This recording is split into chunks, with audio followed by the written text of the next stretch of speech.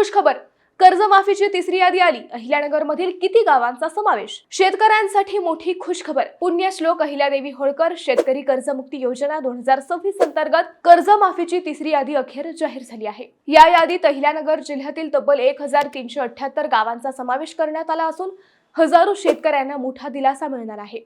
मंडळी, सहकार विभागाने शुक्रवारी रात्री उशिरा राज्यातील 16,96,000 पात्र शेतकऱ्यांची तिसरी यादी प्रसिद्ध केली.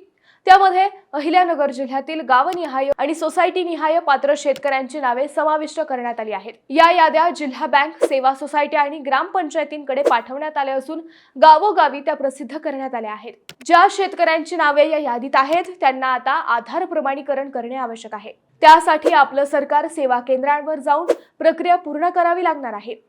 आधार प्रमाणीकरण पूर्ण झाल्यानंतर आणि कोणतीही तांत्रिक किंवा कर्जासंदर्भातील अडचण नसल्यास ही रक्कम थेट संबंधित शेतकऱ्यांच्या कर्ज खात्यात जमा केली जाणार आहे. म्हणून मंडळी, जर तुम्ही ही कर्जमाफीसाठी पात्र असाल तर तुमच्या गावातील यादी तपासा आणि शक्य तितक्या लवकर आधार प्रमाणीकरण करून घ्या. मंडळी, हा व्हिडिओ शेअर करा, लाईक करायला विसरू नका.